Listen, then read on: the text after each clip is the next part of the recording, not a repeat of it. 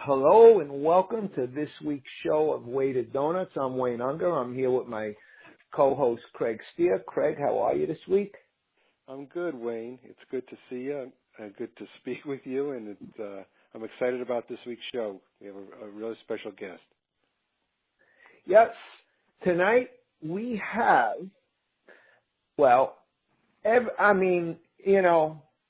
this picture is ingrained in every Yankee fan's mind of Charlie Hayes catching the last out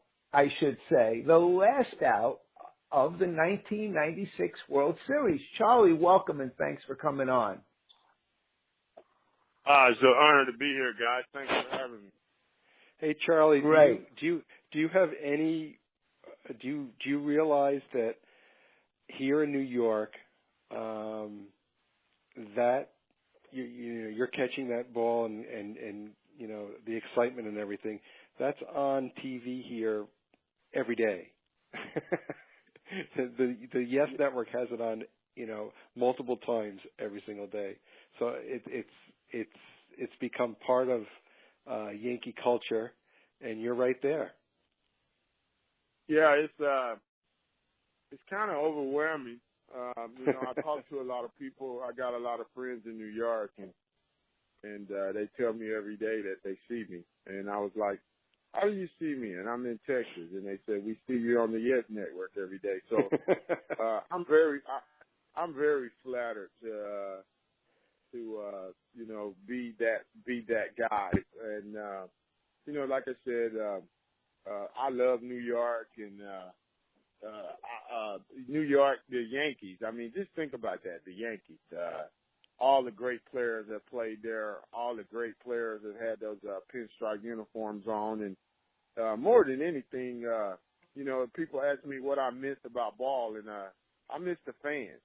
They were always true to what was going on, and I try to live by that rule of always doing the right thing, and that's what I liked about New York. The fans made you bring your A game to the ballpark every day.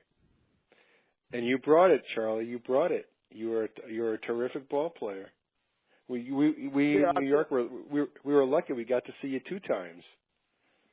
Yeah, I tell people every day that those were some of the greatest times in my life being on the Yankees. And I remember the first time going to Colorado. I just didn't really understand why I got selected to go to Colorado, but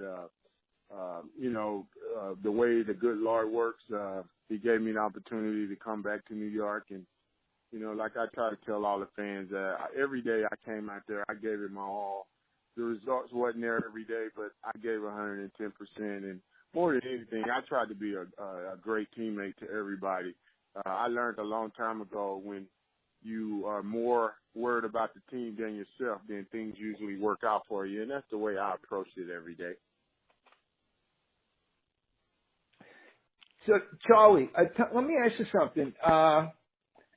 Let's go back a little bit. Let's kind of, let's try to pull this through a little bit in chronological order. When did you say to yourself, hey, I can do this. I can really be a major league ball player? Well, for me, it started back. I remember in 1997 playing Little League Baseball. We played Dwight Gooden and all those guys out of Tampa, Florida. Well, it wasn't Tampa, it was St. Petersburg. And we wind up representing the South in the Little League World Series. And after that series got over with, after playing them and beating them, and, we were poor kids from Mississippi. We were wearing cutoff jeans and T-shirts, and these guys had suit and ties on. And we wind up upsetting them, and we did really, really well. I had a pretty good game pitch, and I was a pitcher back then. And I remember beating Dr. K, because that's what they called him back then. And I didn't know. I thought I was a pitcher, but just learning to go out and work hard every day. I had an uncle named Wayne Kelly, and he used to tell me, he said, you're not competing against anyone. You need to just compete against yourself. And I say, what do you mean by that? And he said, just try to be better than you were yesterday. And I said, what do you mean by that? And he said, if you missed 4 balls on Monday and you took ground balls on Tuesday, if you missed 4, then that means you got better. So that's the way I approach it every day. And, going back to Little League is when I thought that I could be a Major League Baseball player. We all grow up. I remember going across the street to the park, hitting rocks with a stick, thinking I was Pete Rose. And, the legend of Pete Rose. I remember the Big Red Machine.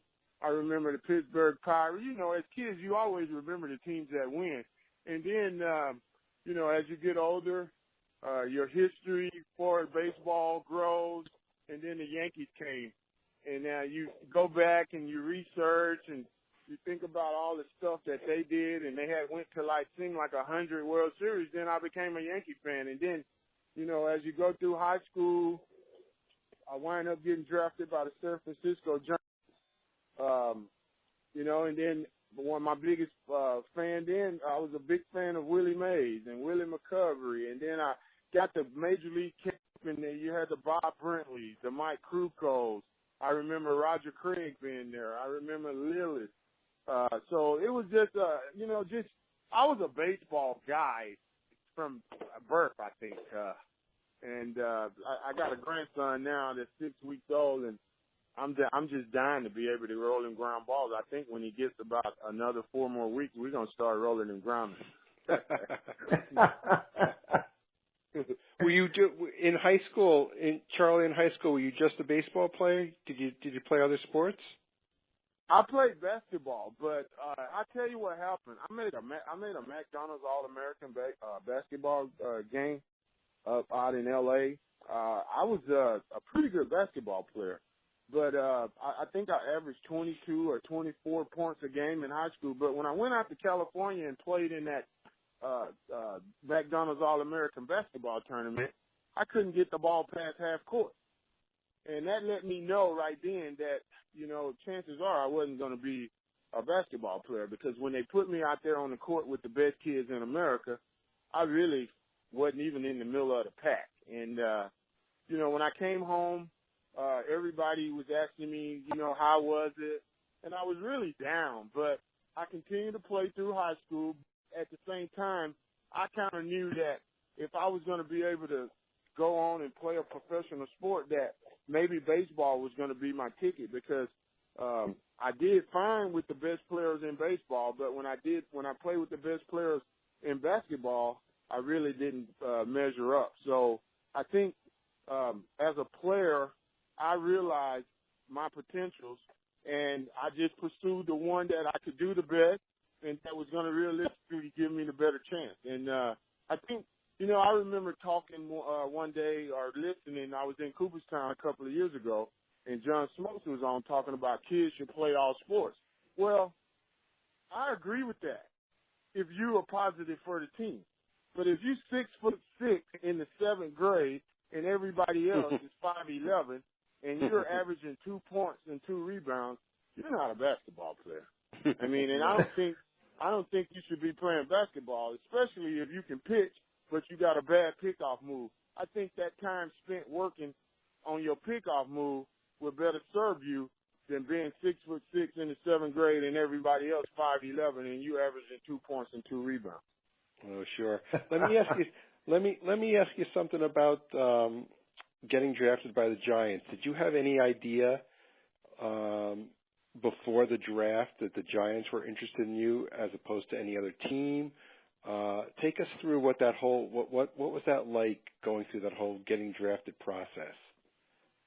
I remember the Giants calling me and telling me that they had drafted me. I had no idea. As a kid coming up back then, you just had fun, and that's what I basically did. I was basically going to go to an NAIA school in Hattiesburg, Mississippi. That was one of the only schools that were going to let me play baseball and basketball. Basketball was my first love. It was easier. I could practice by myself.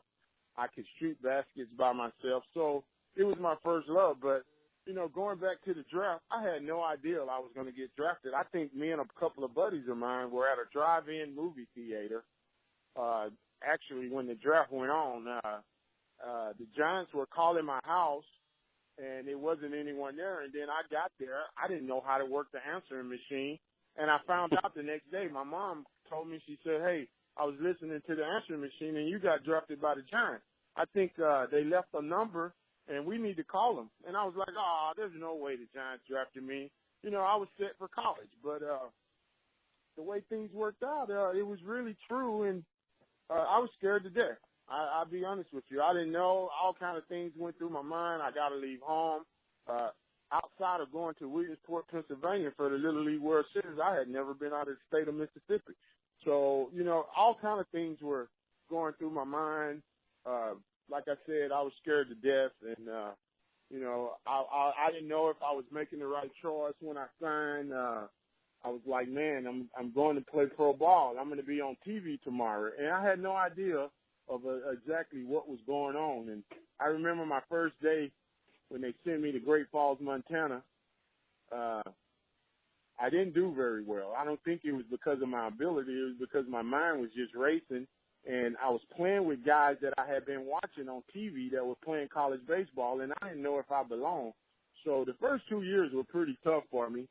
I think one time I got to the point where I was dragging my luggage to the airport, and I got to the airport, and I called my mom, and she was like, hey, what's going on? I was like, I'm at the airport. She was like, what you doing at the airport? I said, I quit, because I think my first 50 at-bats, I struck out about 32 times, and I was just going to go back home and play basketball. Well, she told me, she was like, where are you coming? I said, well, I want to come home. She said, home, Hazes don't quit nothing. Get back out there. So I had to go back, drag my luggage all the way back to the airport, and beg the coach and ask him, could I get another chance?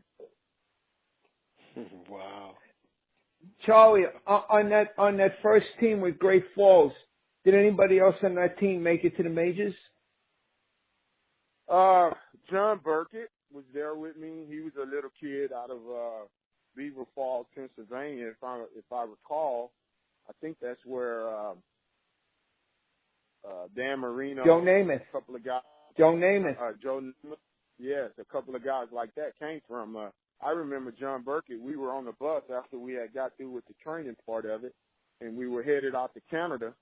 And John Burkett just showed up the day that we were leaving, and I don't know him, and he didn't know me. And we get on the bus, and probably about an hour into the bus ride, his head is on my shoulder, asleep, and I kept pushing his head off. I didn't know who this guy was, and we became to be best friends, and that's what I love about baseball.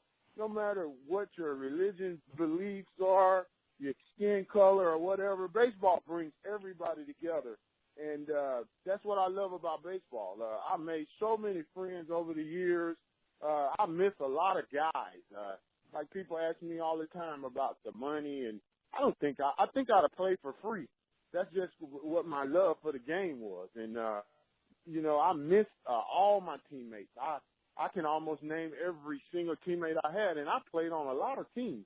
But, something about the relationships that you build through baseball, and you become a fraternity. And like I said, I miss a lot of those guys every day. I remember Wendell Kim. They used to call him Waving Wendell. Man, he was tough on me.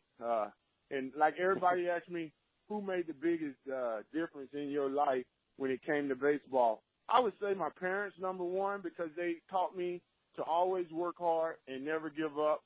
And they told me, as long as you got a shirt on, you got a chance. But from a manager or a coach perspective, I think it was Wendell Kim. I could hit 2 home runs.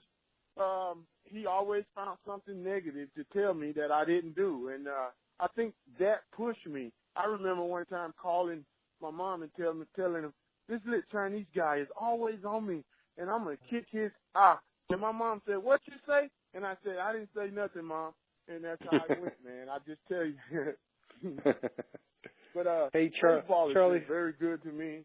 I made a lot of friends over the years, and, man, I just tell you what, I don't know what I'd do without it. Yeah.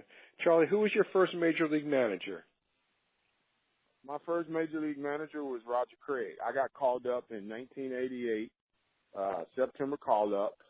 I thought I was ready for it, but I really didn't get an opportunity to play. I think the Giants had made a trade that year and traded a very good friend of mine named Chris Brown to the San Diego Padres for Kevin Mitchell. And I got called up. I think my first game in the big leagues, I started in left field after playing a little bit of outfield in AAA. But I remember being out in left field, and I think we were playing the Astros, and Billy Hatcher hit a ball out there. And, you know, in Candlestick, the fog used to roll in. And I don't know. The ball was hit. I didn't know where it went. I slipped. I stood up, and it hit in my glove. I remember looking to the sky and said, "Thank you, Lord." Who did you get your first base hit off of? I got my first base hit off of Bob Nepper. It was a bunt single. I was 0 for 10. I was saying, man, I got to get a hit. I was walking up to home plate. I looked down to third base, and I saw Buddy Bell. And I was like, you know what? I'm going to try to bunt right here. And I did, and I got a hit, and that got me going. I think I finished that September call-up 1 for 11. And yep. I was telling all my buddies. That was your one hit? Was Nepper with the Astros? I was telling all my buddies. I was telling all my buddies when I got home how I ripped it off the fence. Was Nepper with the Astros at that point? Yeah, he was with the Astros. Bob Nepper was. You know, it was a moment in my life that I'll never forget because me being a kid from Mississippi where things were very hard for me growing up, and I stayed on the right path and, you know, to actually make it to the major league. I think after that season was over with, when I went back home, I don't think I really cared if I ever made it, got back up there. It was just the fact that I had made it up there and I had something to brag about. Were there any other professional ball players in any sport from your hometown? Yeah, I was really good friends with Steve McNair. I mean, we all grew up in the same area. Louis Lips, Sammy Winder. Wow. I met this. What is this guy named? He played for the Eagles. He wound up dying in his sleep. Reggie White. I met him at a church, at a Baptist church. You know, in the South, we do church a lot. I remember one Wednesday night at Bible study, he came in and talked to all of us, and those are moments in life that you never forget. I was a big fan of Ray Guy. I grew up in that era with the Louis Lips, the Sammy Winders, the Hugh Greens, and all those guys were kind of from my area. I remember a basketball player named Randolph Key. I actually played basketball against Mahmoud Abdul-Rauf. You know, it was a lot of great athletes. I was telling the story to some of my friends. I don't know, it might have been a year ago. I was like, we had this guy in our neighborhood named Larry Ward. I'll never forget him. I said, I think he done ran circles around Michael Jordan. And people look at me like I'm crazy. And it's always like that. I remember going to a baseball camp, and I thought I was the best player there. And this kid comes out of Arkansas that could just run fast and hit it over the fence. And that let me know that, like my uncle had told me, you're not competing against anybody. You don't have to be the best. You know, just be a great teammate and work hard every day. And always remember to try to be better than you were yesterday. And I always remember that, and that's how I always approach every day in life to this day. Charlie, let me ask you. This is like a twofold question. Out of the pitchers who you faced who let's just say were not superstars, who was the toughest one for you, and also, and what really good pitcher do you think you kind of owned a little bit? Well, I'm going to be honest with you. Hitting is one of the toughest things in the world to do, and every day I had to work at it. I remember being in San Diego one year, and I was hitting 220. I was thinking, worried that they were going to send me down. So I showed up at the stadium early. I had asked the guy in there named Bob Doty if I was going to get an opportunity to, if I could come early and hit in the cages. Well, Tony Gwynn had a soundproof batting cage at Qualcomm or whatever the name of it was. So I walk in the cages. I sit in the middle of the floor with the light out. I sit there and meditate a little bit. And he come walk. Tony Gwynn turned the lights on. He's like, "Hey, what are you doing here?" I said, "Hey, man, I come to get a lot of good, get some early work in." And he's like, "Man, you look pretty good at the plate." And I said to myself, "Well, Mr. Gwynn, what are you doing here?" And he's like, "Well, it just don't feel right." So after I got through hitting in the cages, I went back and checked out the stat sheet, and he was hitting 377. I think I was hitting 227. And that taught me a lesson. That told me that, hey, you know what? You better get in there and hit. But back to the question about the pitchers, Rick Mailer used to give me fits. Sutcliffe used to give me fits. But when you say some of the players that wasn't superstars, to me they were all superstars, because if they wasn't, they wouldn't be in the major league. But I remember David Cone. I missed a lot of nights of sleep when I faced that guy. I think I was 1 for 20 with 19 strikeouts. So he wore me out. Now, one of the nastiest pitchers that I thought was in the major league, it always seemed that he hit my bat. It was Jay Howell of the Dodgers. For whatever reason, no matter how bad I was going, whenever I faced him, it just seems like his ball hit my bat, and it always went for a base hit. Wow. Yeah. And so now when you took batting practice with Tony Gwynn, you didn't play for the Padres. I don't recall. No, I didn't. I was on the Philadelphia Phillies, and he was on the Padres. Okay. I went to the cage just to get some extra work in, and he was already in there. But the lights was off, and I didn't know he was in there. And all of a sudden, the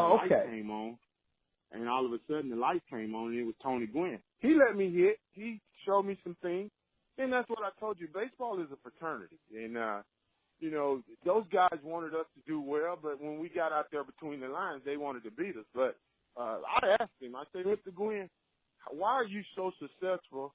And hitting the baseball seems so easy for you, and it just comes so hard for me.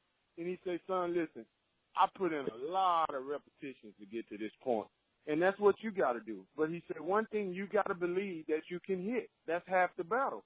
And, those words coming from Tony Gwynn, who was someone that I looked up to, it took me beyond my expectations. Like I told everybody, when I played baseball, I approached like every day was my last day. And I've always tried to do whatever I could do to help my team win. I think when I was in New York the second time, I was in the prime of my career. But at that point in my life, I wanted to win. And like a lot of guys on that team made a lot of sacrifices to win. And, like I tell people all the time, they ask me about the money.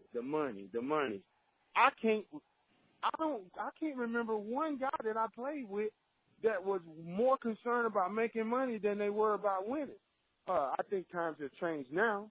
I think it was more unity back then. You would see guys go out to eat with 5 or 6 different guys now, back then. But now, everybody's got their own Uber. So I don't think guys are as close. And I think it affects the outcome of how well teams does, how well teams do these days. That might be true. They used to say that a lot about the Red Sox back in the day. They used to say 25 guys, 25 cabs. What was your favorite stadium to hit in? I love Baltimore. I don't know what it was there. It seemed like every time I played there, every series I played there, I hit a home run.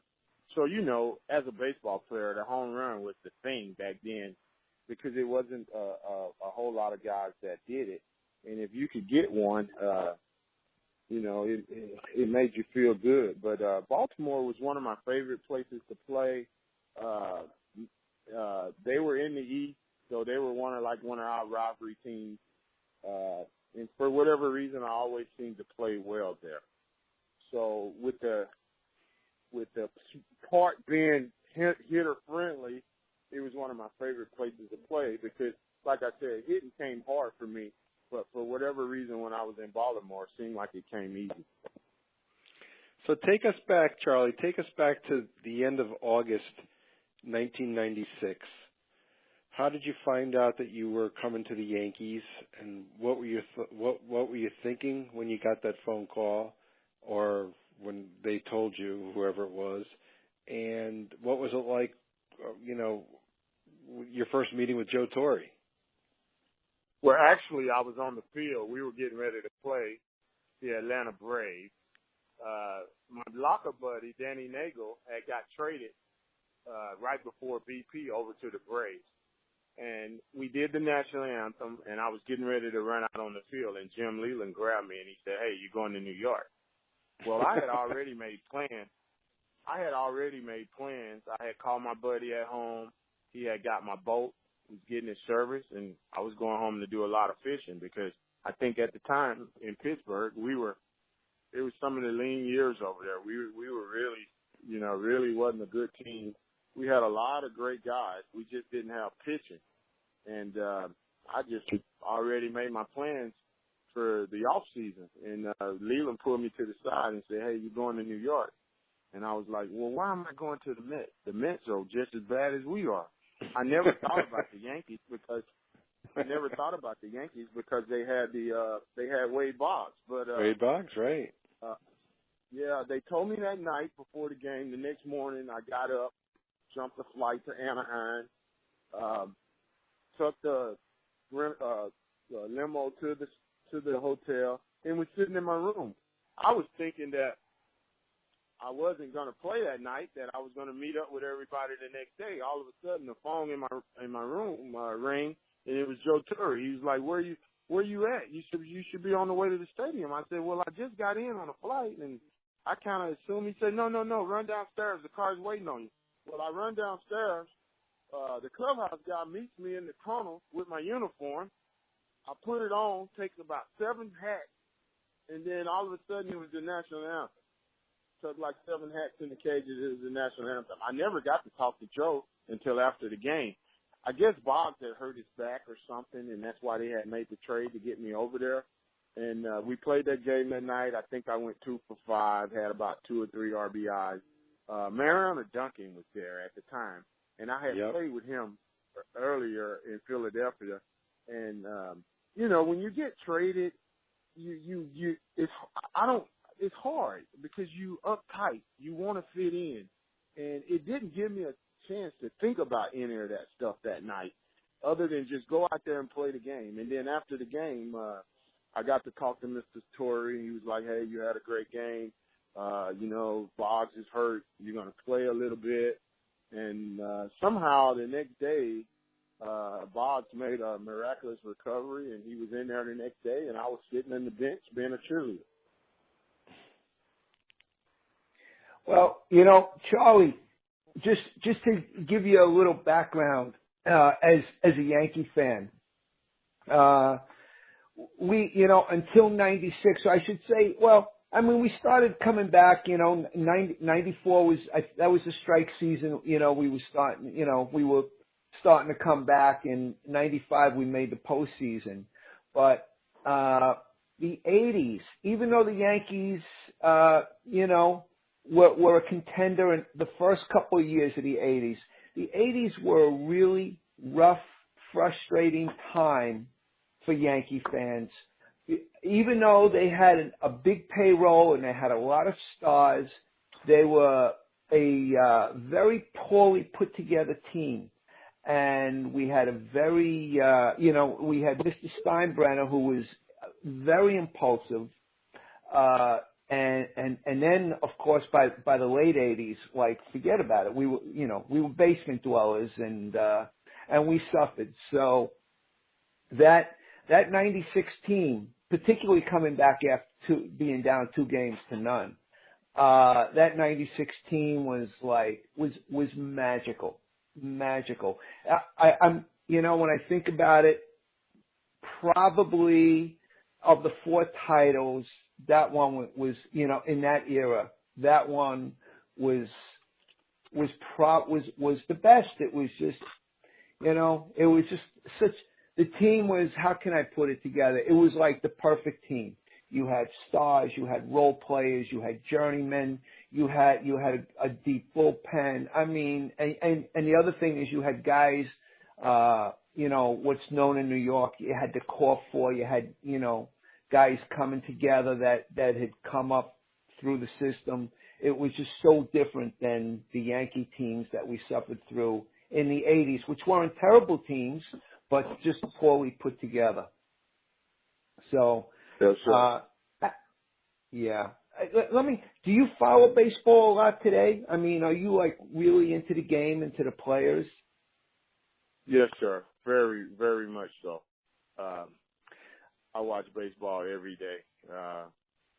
The hardest thing for me right now is there's football season in it, and baseball season is almost about to start. And like the linebacker for the Jets said, I can't wait. So, okay, so like, do you have any favorite players? Not really. Honestly, all of them are, because I don't think people understand what goes into being a Major League Baseball player. Number one, to make it is like one of the greatest odds it is. But I think it's harder to stay in the major leagues than it is to get there, because you got several kids in the minor leagues that are trying to get to where you at. I always watched all the older guys once I got up there and saw how they went about their job. But you're away from your family. A lot of people don't understand how tough that is.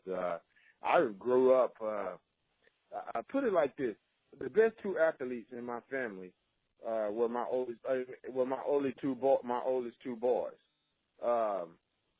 And I was gone away from them. And one of them got as high as A-ball as a pitcher with the Rays. And the worst athlete in my family, I got to be there with him, my baby, and he was a number 1 pick for the Pittsburgh Pirates. So it's so complex. There's just so much stuff that goes on. I wish fans would understand that we are humans just like everybody else. We have bad days, not only on the baseball field. We have bad days at home just like everybody else do. And sometimes when I'm not very responsive at the ballpark to fans, it's not that I don't like them, but we go through a lot, and I think people forget that at times. I go to a lot of baseball games because I got a kid that plays with Pittsburgh. I actually took a job in November with the Philadelphia Phillies as a hitting coach in the minor leagues. And, I get to be on the other side of the fence and be a fan. And I just always try to keep that in perspective. Yeah, these guys are major leaguers. Yeah, these guys are our heroes. But at the end of the day, they're just as human as we are. And we have difficult times that we have to deal with just like everybody else. And then we've got to go out on this stage and perform. And some of us do it better than others. But, like I said, I've met a lot of players in the game. And one thing I learned is that they are human beings just like everybody else. And, I always try to keep that in perspective. I see people at the game and they get frustrated because they don't get Barry Bonds' autograph, or they don't get Cecil Fielder's autograph or Joe Girardi autograph. What I would like to say, just be patient. Everybody's fighting a battle. And just because we don't get to have our way doesn't mean that those guys don't like you or they're not very friendly. Yeah, every guy is friendly. But just remember, they're fighting a lot of battles just like everybody else is. And when you keep that in perspective and you just have fun doing what you're doing, going out and watching the game and appreciate it for what it is, I find to be a lot more happier. Mm. You just mentioned a ball player who you played with in '96, Joe Girardi. I don't know how much you got to know him in those few months that you were there, but at the time, did he strike you as being managerial material?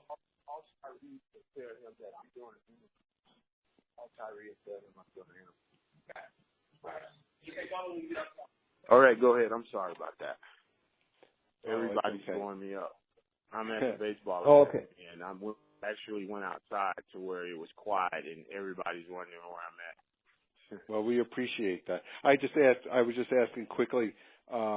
You mentioned Joe Girardi, and I was wondering if I know you only played with him for a little while there in '96, but was it apparent? Is there any way that it was apparent at the time that he'd go on to become a manager? I mean, did you see anything in him that would indicate that?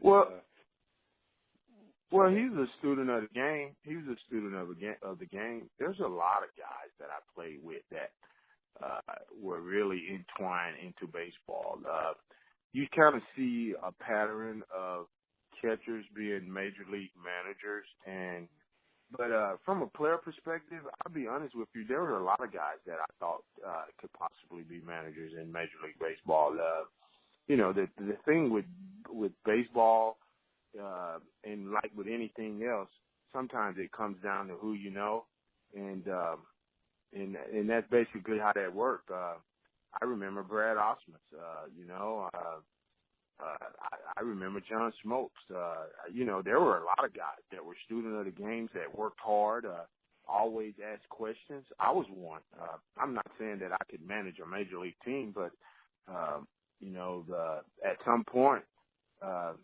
That's something that I would like to do. I think the biggest thing for me the past few years was getting to be at home and enjoying my family. Like I said, my oldest two boys basically grew up without me because of the hours that you have to put in to be a major league player and the work that you do. I told my boy when they were coming along and they were playing baseball, I said, it's a whole lot more to it than just playing the game. I said, you got to be away from your family, 10 months out of the year. There's a lot of things going on that you kind of put on deaf ear because if you don't apply yourself, 120% to what you're doing, then you're not going to be there a long time. I tell all the kids out here now at my baseball academy that there's a lot more to baseball than just playing the game. And, one of the things that I preach out here is about is getting your skill set up. Everybody's worried about, who's the best and this and that. I say, the only person you competing against is yourself. I tell all the kids now we be doing running drills and stuff like that, and you see a couple of them not putting out the way they should be. I just tell them, you're cheating yourself. You're not cheating me. You're not trying to prove anything to me. I said, you battling yourself, and hopefully, some of them are getting it. It's a kid, Tyler Naquin, that plays for Cleveland. He played out here at our baseball academy a time before. Jamison Talon, Nick Williams, several kids have came through here, and I don't want to take any credit for it because they the one put in all the work. But it makes me feel very good to see those guys doing the things that they're doing. Like I tell them, you just don't forget where you came from. Always work hard. The fish in the ocean with his mouth closed never gets caught. Just all the stuff that I learned from the Dusty Bakers and, the guys that I came across in baseball, Milt May, Gene Lamont, so many guys that I've learned from about baseball. And what I try to do is pass it on to these kids out here where I'm at. I do baseball every single day. Like I said, I retired in '01. Met my buddy, Ron Jones, who played with the Phillies, who passed away at a baseball game with some of the high school kids that we had at our baseball academy. You know, I owe so much to the game, and you know, just being out here trying to make ends meet, and you look at kids and you see how it's so hard for their families, and I just try to make a difference. You know, like I said, I wasn't a superstar or anything like that, but you know, I appreciate every day that I got to go to the ballpark, and I just try to pass that on to the kids. Now, did your son report to spring training already? Yeah, he's down in Bradenton. He got injured last year. He played in the South Atlantic League. You know, I try not to put pressure on him. I just tell him to have fun and work hard every day, and you know, just try to be better than he was yesterday. And he's bought into that. You know, I remember going through that draft process when you know he was going to get drafted, and you know, you hear all kind of stuff, and I think I was more nervous than he was. I had to actually call him and tell him to come up to the baseball academy because I had got a call from a couple of teams that said they were going to draft him, but the kids today are just totally different than we were. Not that they don't want it as bad as we wanted it. They just you know, I can't even put a word on it, but the kids are so much more confident. They're so much more skilled than we were. Somebody asked me the other day about my kid. What did I think? I said, well, you know, I think he's going to be better than me. You know, as a parent, you always want your kids to succeed, but he's so much bigger and stronger. His baseball IQ is off the charts, and work ethic. I mean, you know, we played all kind of sports. They specialize now, and you know, he's so sure. He's a lot more sure of himself than I was. I got that over time, but you know, I was telling that it was actually Donnell Nixon. He was like, "Well, what do you see that he has that you didn't have?" And I said, "Work ethic," and because I didn't work at baseball as much as he did, and you know, I had other things going on that I thought were important, but this kid loves baseball. He does it every day. If you know how they call kids that are always in the gym rats. Well, this kid has been a cage rat from I think 12 years old. You know, a lot of people say, "Man, he hits a lot." I say, "Well, it's not force fed. I just tell him to be whatever he decides to be. I'm behind him 100%." And he decided to hit baseballs at the tune of 600 or 700 swings every day. And sometimes I think it's too much, but you know, I just, you know, ride the wave and try to be as supportive as I can, and you know, tell him what I think is right, and I tell him what's wrong. But one of the things that I learned from him is, and one of the things that have set him apart from a lot of other kids that have came through these doors here at our baseball academy is that he's real with himself. You know, he's honest with himself, and you know, I tell him, "Hey, man, you had a great game." He's like, "Dad, I didn't have a great game. I hit a couple of those balls good, but I was lucky." I said, "Well, luck comes from working hard." And, you know, and I just try to be as honest as I can with these guys out here. And, you know, I love it. Like I said, I took a job with the Phillies. I got a report on March 2nd. And, man, I tell you what, I get tears in my eyes because there's so many kids out here that depend on me. And, selfishly, I know this is the thing to do because I want to get back in baseball at that level. But at the same time, man, it tears me up because there's so many kids out here that I know I can help. And I'm just hoping that, you know, everything works out like I planned it. And, you know, like I said, it just, you know, you just don't know. And, it's very hard to get back in the game. I think when the Phillies talked to a guy named Joe Jordan about, you know, I was hanging around the field down in the Gulf Coast League where my kid was, and then when my kid wasn't playing, I was still out there watching and trying to learn and asking questions, and I remember Joe called me and he said, "Hey man, we'd like to see you back into baseball. We think you got a lot to offer the kids." And it kind of caught me off guard because I had talked to him a couple of years earlier, and I wasn't sure about it. But I came home, talked it over with my family. I remember my oldest boy, Charles Jr., telling me that, "Dad, you need to get back into baseball, and because you got so much to offer."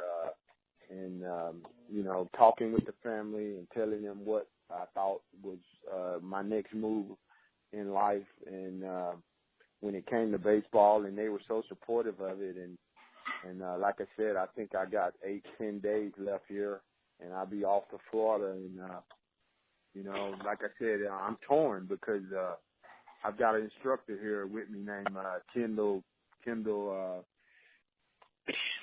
and he always say, "Hey, man, I know you're going to coach, but I bet you're going to come back home because you're going to miss these kids." And, I think about that every day because he's exactly right. But I know this is my opportunity. I've got to make the most of it. And, wherever the chips fall, then that's where they're going to be. Like I said, I enjoy doing what I'm doing out here, but I feel like I can help kids at that level, and I want to give it a try. And who knows where it's going to go. It might last a year. It might last 10 years. But whatever the outcome is, I know I'm going to give it my all.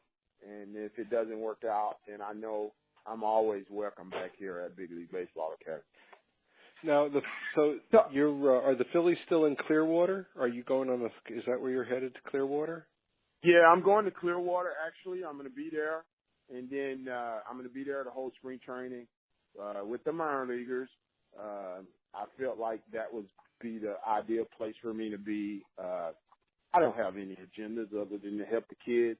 And I talked to Joe Jordan. I met him one night up in Williamsport. My kid was playing in the New York Penn League, and we had a 2-hour conversation. And 6 months later, he called me and he said, "Hey, man, I think you have a lot to offer, and we like to get you in the Phillies organization." Well, I balked at it at first, and then November he called me. I was actually down in Vero Beach playing in a 40 and over league with some friends of mine from Canada, Kelly Gruber.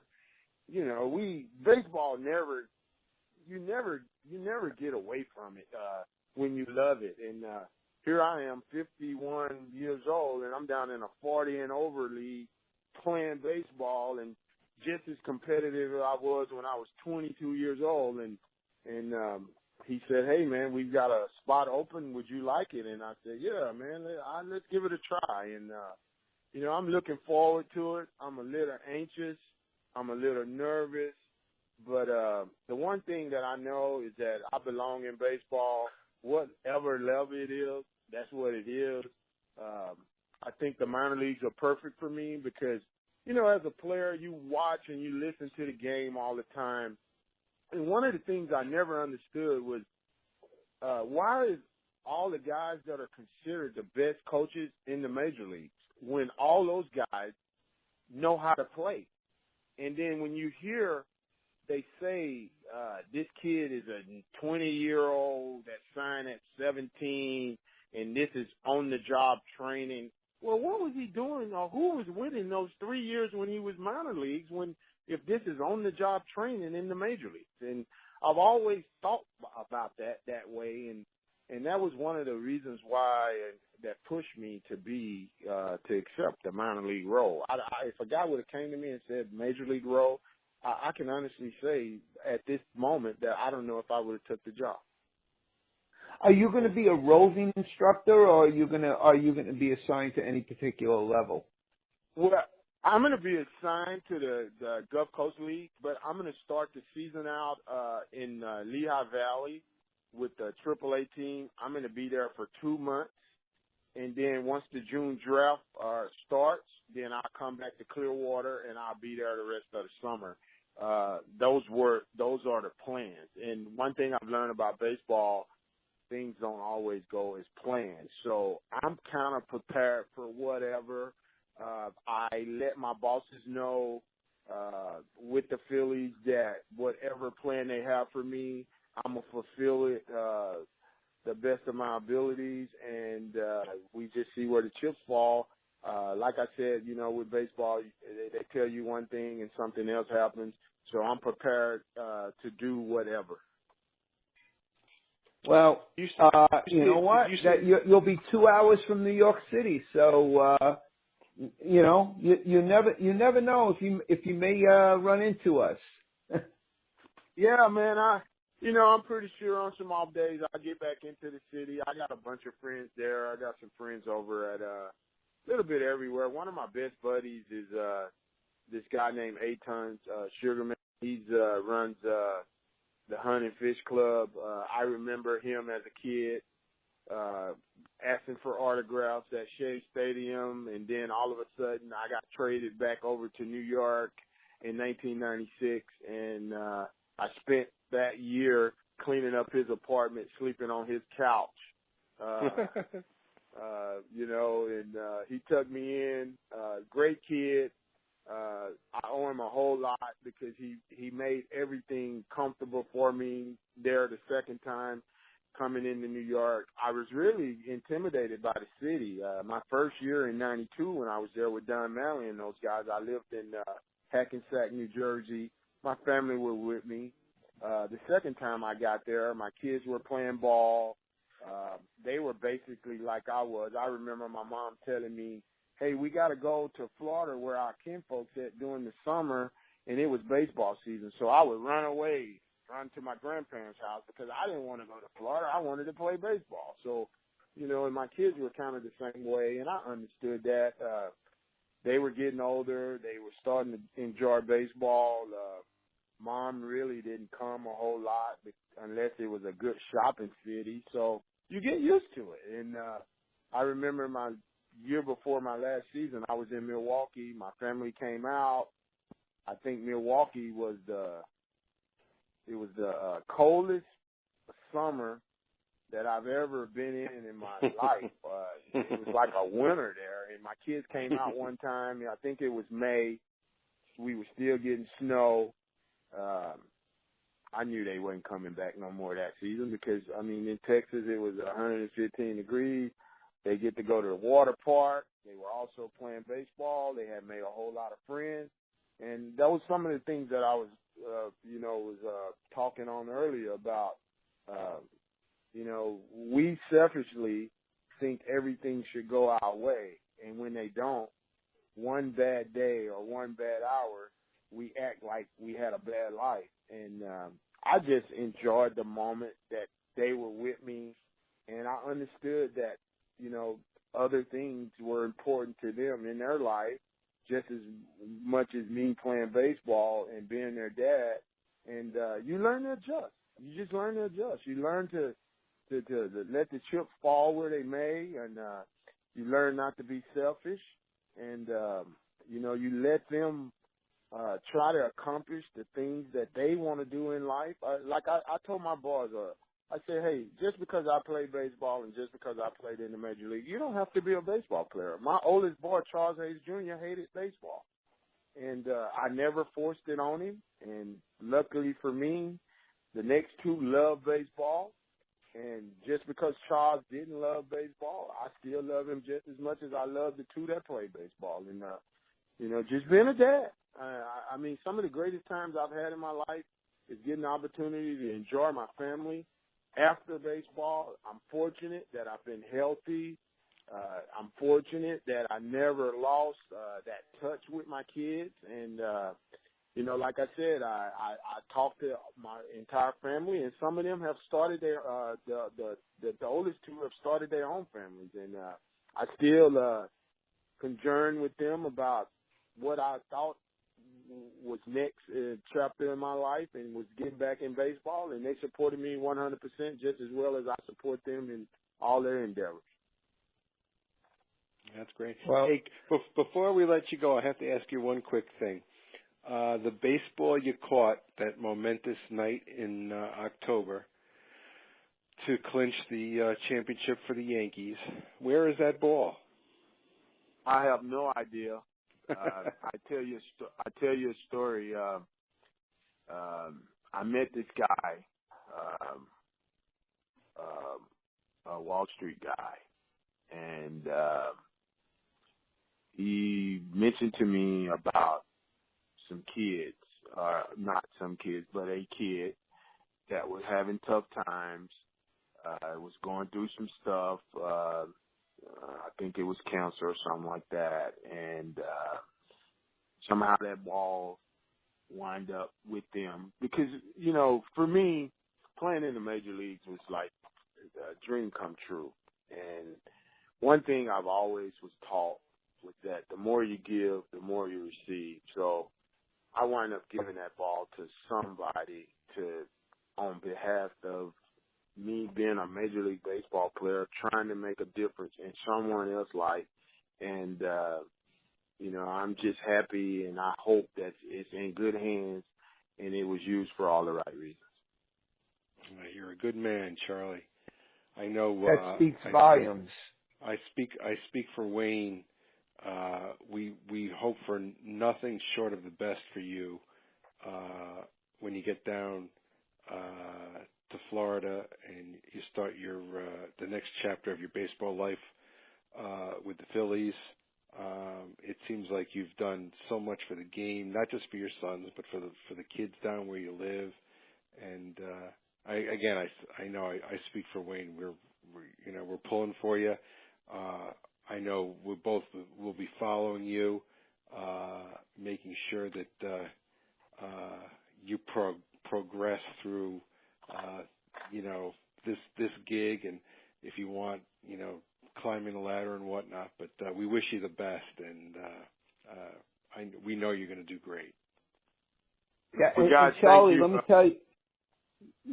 me tell you, Charlie, just so you know, just in case you end up in the Gold Coast League, I just want you to know I'm not a stalker. I'm just happen to be moving down to Orlando in July. So if you see me popping up at Gulf Coast League games, saying hi, don't be alarmed. I'm supposed to be there. No, okay? I won't. I mean, like I said, man, I don't have an entourage. I don't think there's a need for it. I'm a people's person.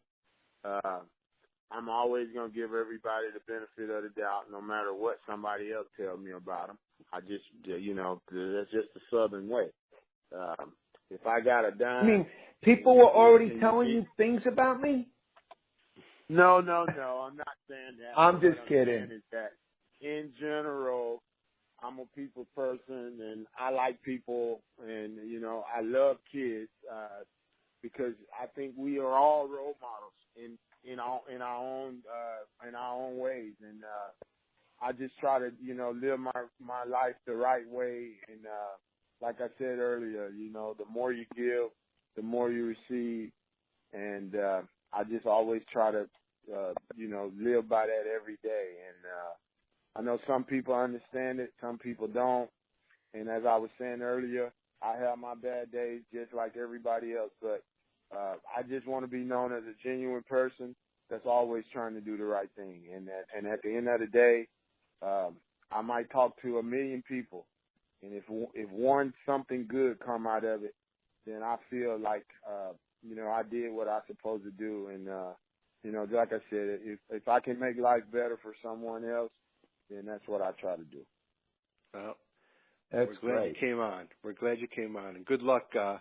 Good luck the next few months. Okay. Well, all right, man. I see you guys. I'm sure I see you guys somewhere.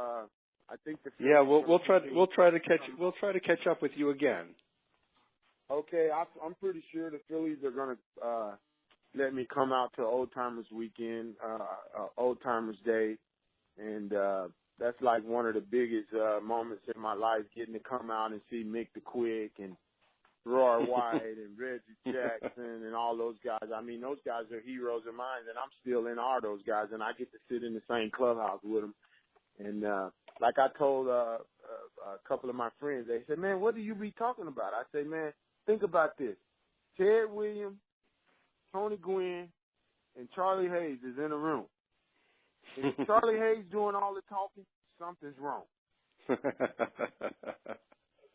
Good for you. And that's what I tell my friends. I said, More than anything, I'm sitting there soaking in everything, listening to the jokes so I can come back and tell them to y'all. That's just great. That's just great. Well, best of luck to you, Charlie. We'll catch you down the road, okay? All right, man. Thanks for having me, and you guys have a blessed day. You too. Thank you, Charlie. Thank you for coming on. Have a great night. Thank you.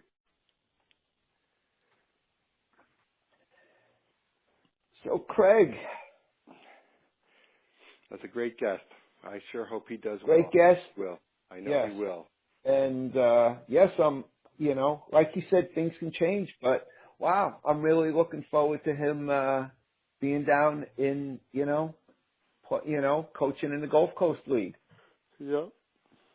All right. That was a suppressed yawn I heard. You a little tired there. I am.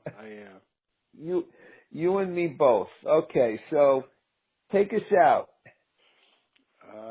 We thrilled that you joined us for this week's edition of Weighted Donuts. Charlie Hayes. Keep your eyes on him. He will be with the Philadelphia Phillies minor league organization. We hope to follow him, and we'll keep you guys all abreast. Thanks for listening. We'll see you again next week. Wayne, have a great week. We'll see you. Pitchers and catchers have reported, so we'll hopefully have a terrific guest next week. Have a great week. Okay, great. Thank you, Craig. You too. Have a good night. You too.